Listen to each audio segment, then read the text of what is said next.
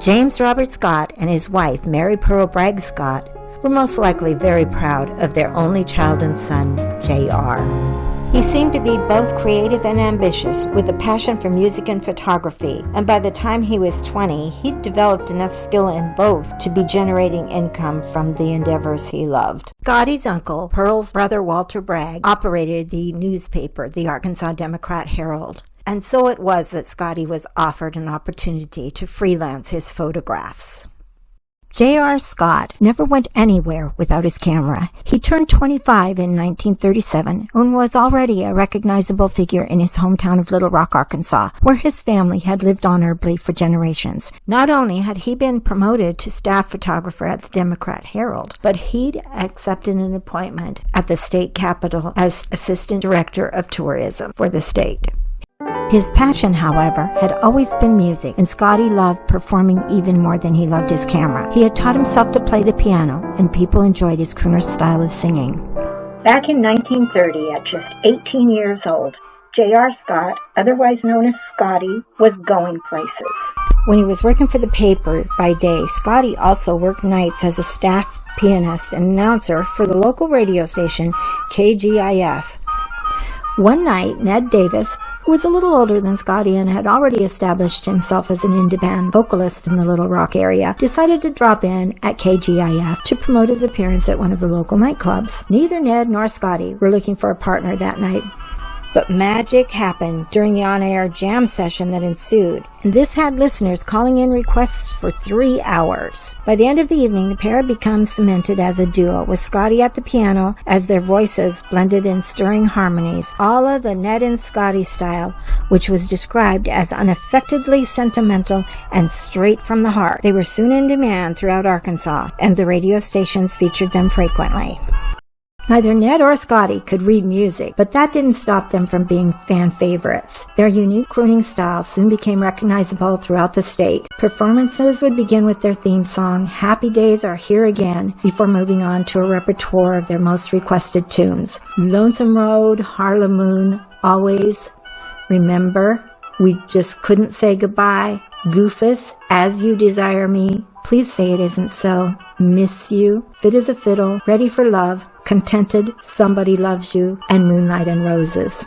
Folks in Little Rock crowded themselves into the little clubs to see Ned and Scotty, two hometown boys who were not just talented, but representative of their deep-rooted Southern values. Everyone knew how Ned and Scotty had made it a point to perform to shut-ins who were unable to make it to their performances. Within a year of their on-air introduction, the pair had become confident enough to audition, along with 500 other local hopefuls, for a Will Rogers benefit performance for drought relief. Also on the bill was Captain Frank Hawks, the transcontinental speed record holder for air flight, as well as the nationally famous Revelers Quartet. The benefit would include 3 performances at 3 venues, opening at the Rialto Club in North Little Rock before moving on to the Little Rock High School Auditorium and closing the night at Dunbar High School. Sure as shootin', only one act was chosen for the unbelievable honor of appearing on stage with the most beloved humorist of his day. That act was the Ned and Scotty duo. Golly gee, Ned and Scotty sure thought it was swell to be on the bill with such a famous guy.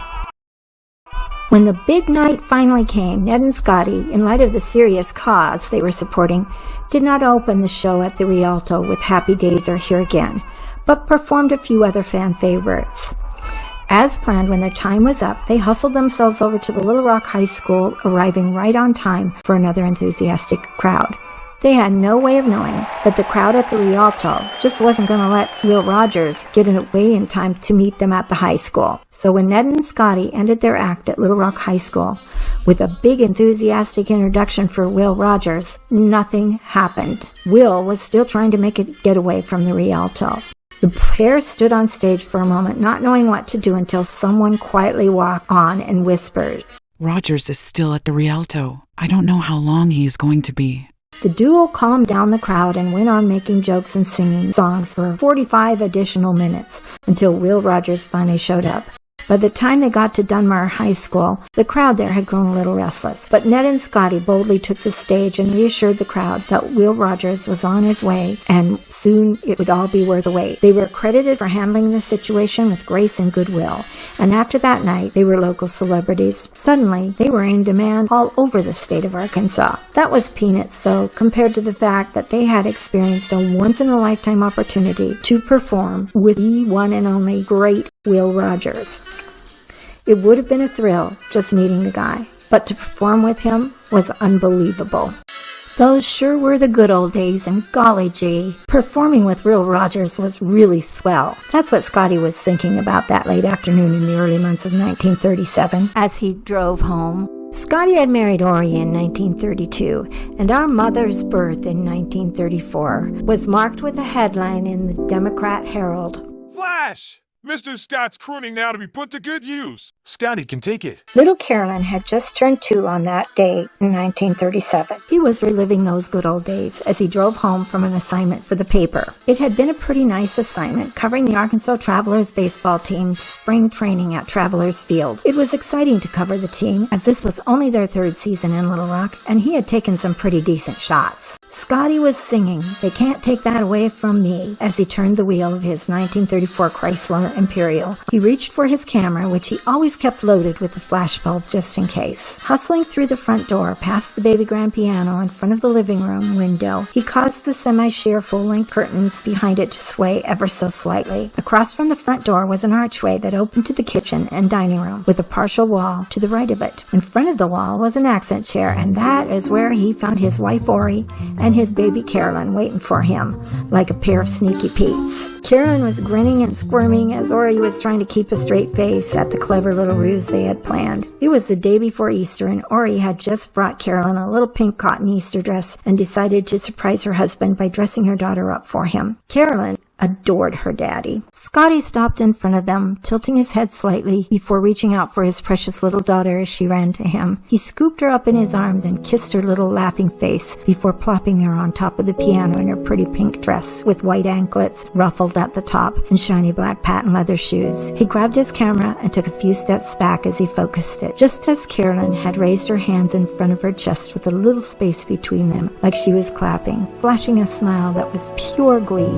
He snapped the shutter. It was a moment that would be remembered sweetly, but it was not a moment that would last. By July of 1937, Ori had filed for divorce. By 1937, Ned Davis had caught the attention of some big bands, and he had moved on. The Ned and Scotty duo was also no longer a part of his life. Scotty would marry Gertrude Aring in the spring of 1938, and they would have a baby girl, Susan Jean, in 1941. In December of that year, the Japanese would attack Pearl Harbor, and Scotty would enter the Marines, serving 3 years as a staff sergeant. I was only 7 years old when my grandpa Scott, age 46, died of heart disease in 1958. My siblings and I have no first-hand recollections of our grandpa Scott, only the photographs, the stories, the news clippings, and one other thing. A few letters that tell us a little bit about our mother and her father. We will always be grateful for the beautiful photographs of our mother when she was young. There are only 2 photographs of Scotty with my mother. This one might be telling a story.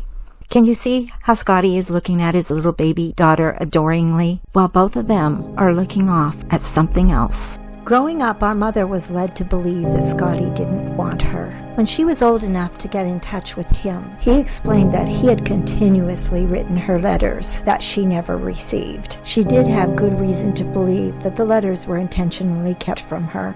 Our mother looks so happy in the photographs we do have of her with her grandma and grandpa Scott. Gertrude seemed to be an intelligent woman whose heart was open to my mother. Scotty's parents, Pearl and RJ, would pass away within months of each other in the year of 1952. So how did J.R. Scott from Little Rock, Arkansas, and Aurora Ann Freiner from St. Louis, Missouri, find each other in the first place? Ori's paternal grandfather, Philip Freiner, had died quite young, and he left a young wife, Julia Gold Freiner, who after his passing married a man named Miranda Scott.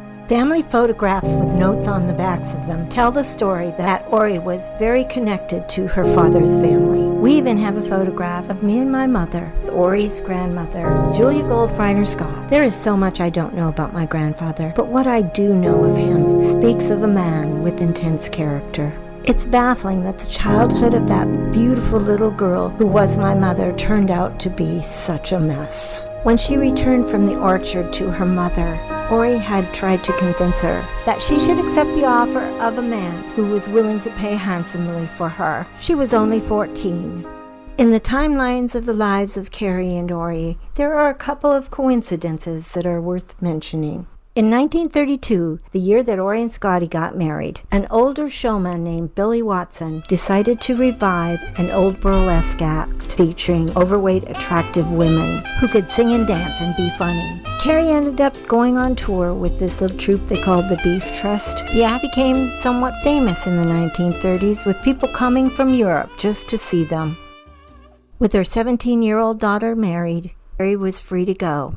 The second coincidence was in 1937, the summer that Ori filed for divorce. That summer, the Beef Trust was performing at the Pan American Exposition in Austin, Texas. They were at the top of their game, but the old showman, Billy Watson, had fallen quite ill. The exposition was to be their last performance. This left Carrie free to look after Carolyn, which left Ori free to go on tour. Whatever the reasons for the marriage and the dissolution of it, it must have meant the world to my mother to know that she had her daddy in her corner after years of being deprived of him in her life. The nearest telephone was miles away when we lived in Cherryville, so there was no chance to make a phone call. The letters she received from Scotty and Gertrude once he got sick must have been of such great comfort for her. We are blessed that she saved them. Dearest Carolyn, what a pleasant surprise and thrill when you called the other night. I guess maybe I sounded like a dope, but I had taken 2 sleeping pills and was so drowsy I could hardly think. We were all tickled to death that you called. Getting to talk to you for a few minutes every once in a while really does me a lot of good.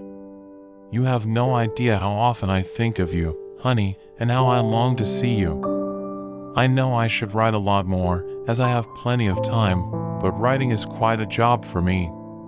Kiss all the kids for me and tell George hello. Hope you made the trip back okay. All my love, Daddy. Dear baby, don't feel like writing too much, but wanted to let you know I am back home, finally. I have really had it this time and thought it was the end for me. You have no idea how much I enjoyed getting your letter and was thrilled to death with the letter from Margie and the scribbling of little Twist. That meant a lot to me. Margie certainly does a good job. Must go now. I'm tired out. Kiss the kids for us, and we'll write again before too long. Love always, Daddy. Dear Carolyn, I know you were shocked, and I was too, even though he has been so sick, especially the last 3 months. It was quick and easy. We were married for 20 years last March 21st.